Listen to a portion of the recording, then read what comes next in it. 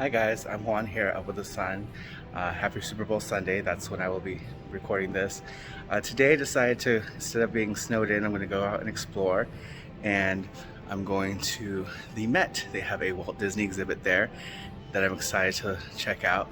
So yeah, so this is just going to be me going to the Met on a snowy day. So come along.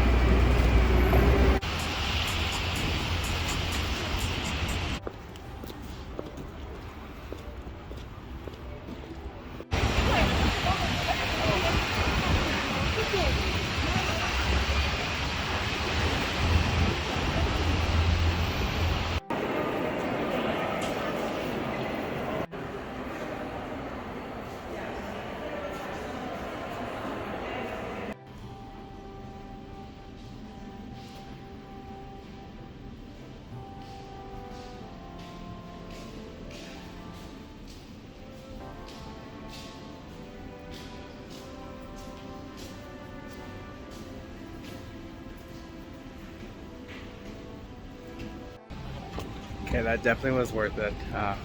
Paid full price, $25 general admission. I could have got a discount because I'm a New York resident, but you know, it's good to support the arts, not be a cheap ass. Just look at this building. So good. Definitely got stuff, so I am not a not supporter, right? You can get me with some merchandise, which I'm so happy to share with you when I get back home. So I'll do that when I get back into the warmth of my apartment. Okay, I'm back.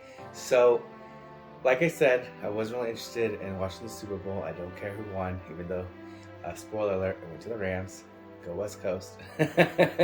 But I did pick up some goodies on this trip to the Met. I love the Met. It is holds over 5,000 years worth of art, and it's just so massive and impressive, and you really can't see everything in one day. But I was there for like 3 hours, but then I had to go because I was getting really hungry. But I was able to pick up some goodies while I was there. I don't like going to attractions or things without picking at least one memento for that visit. The last time I was at the Met was actually 2019, and they were having the camp theme, like what is camp, and I got a pin for that. But this time I picked up a different pin, and it is the actual pin of the Met building itself on 5th Avenue. So as you can see here, it's beautifully outlined and it's just displaying the building. And you know, you saw a shot of me going to this building, but I just thought, you know, this would be a great little memento of the trip. But the whole point of me actually going this time around, because they were having a Walt Disney exhibit. And the exhibit was basically about the French architectural influence of a certain period, whether it be Rococo, that would Baroque, that was really inspiring the design behind some of his earliest movies, being Sleeping Beauty, Cinderella, Snow White, and which is really fitting because if you're a Loungefly collector, you know that there's a big collection out there with the Castle series Loungeflies.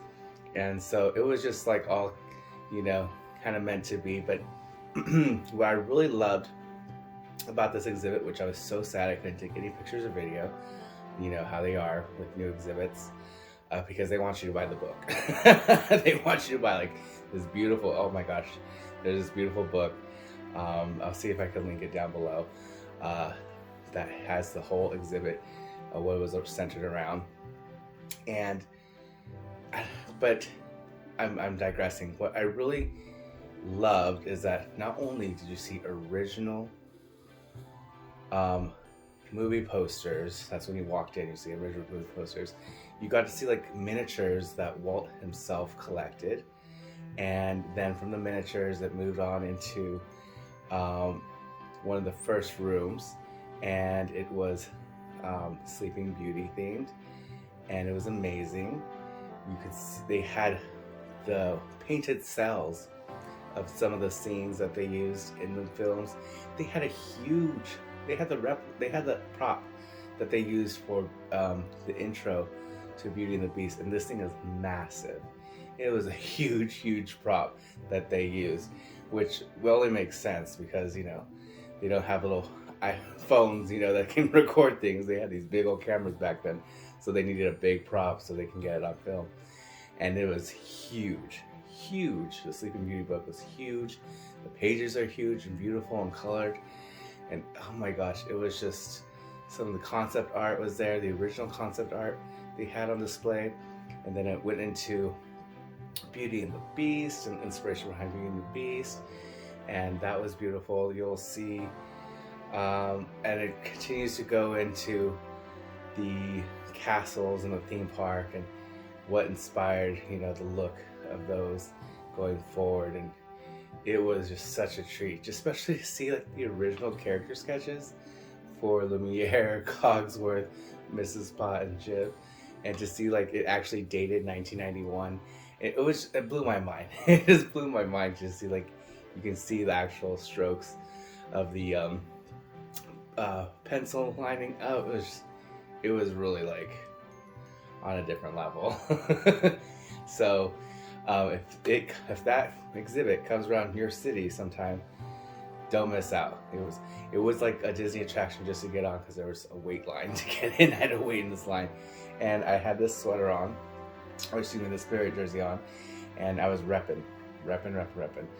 People are like, are you from out of state? I'm like, yes, but I live here. I'm just coming like full on Disney fanboy. It was amazing. I was just living my Disney dream. It was wonderful. So I did not know. Actually, let me start with this. So another memento I picked up was this set of postcards. And this is what it was called: Inspiring Walt Disney, the Animation French Decorative Arts. And I'm going to open this up. It was beyond.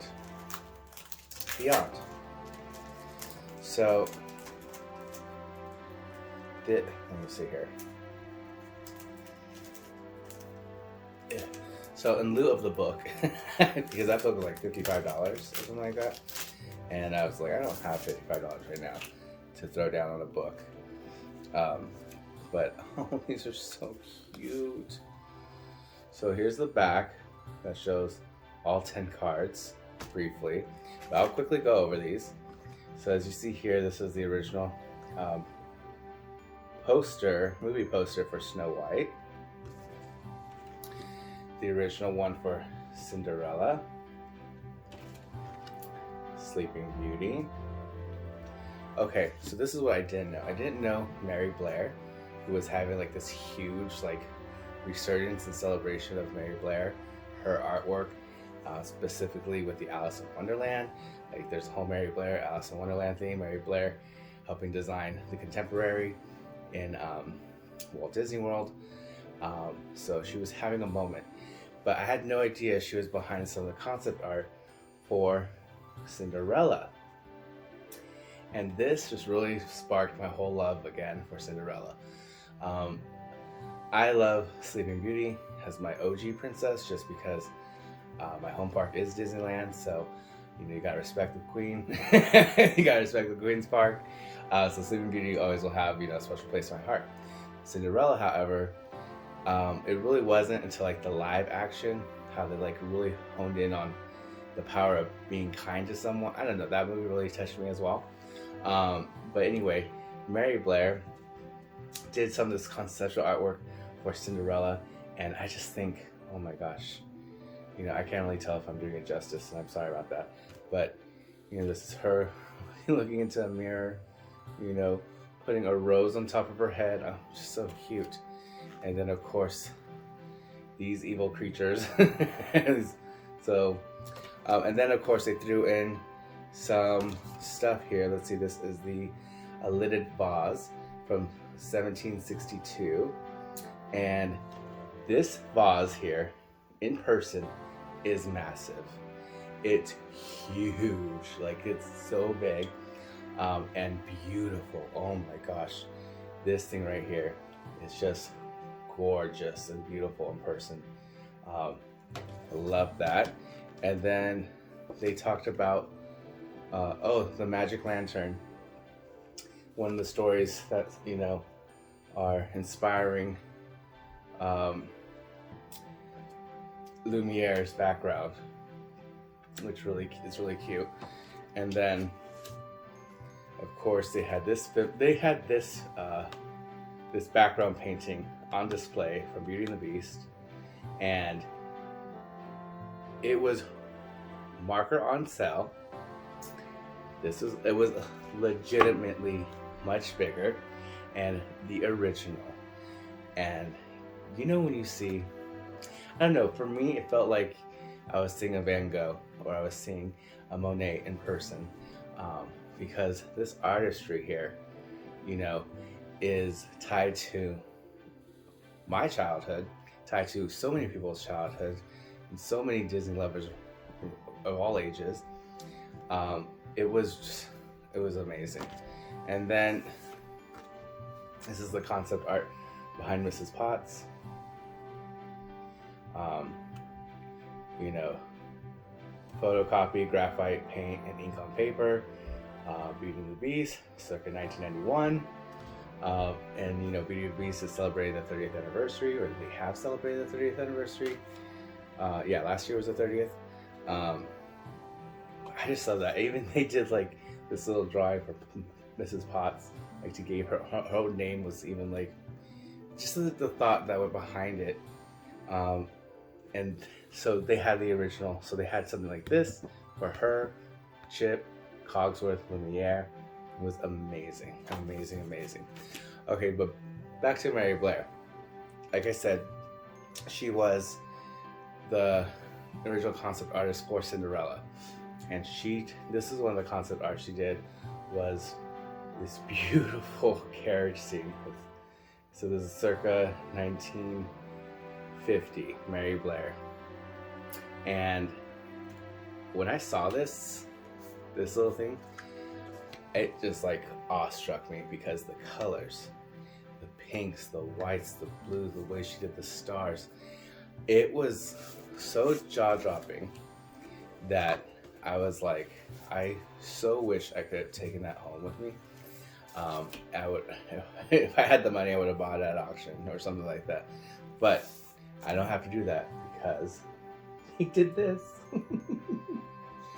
They knew that that was a show-stopping piece, that people were going to want that in their home.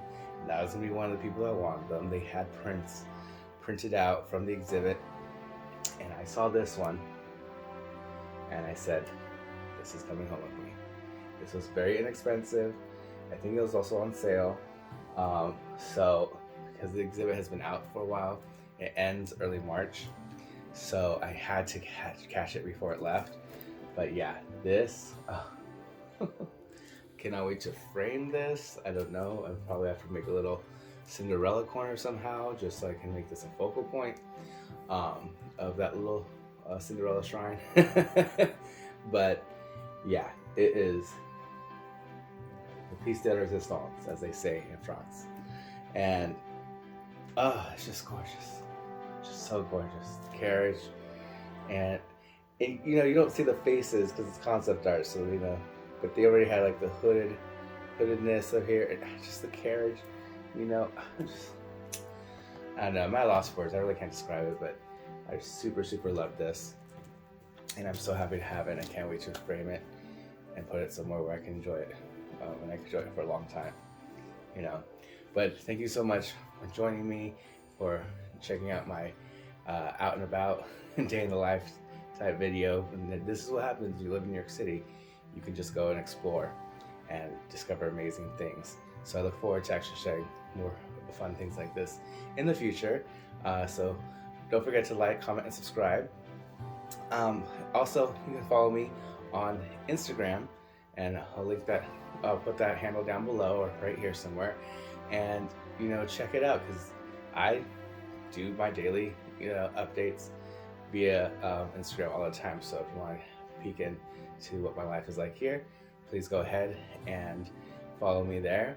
And yeah, make sure that you stay safe. Tell somebody that you love them, because tomorrow's never promised. I'll see you guys next time. Bye.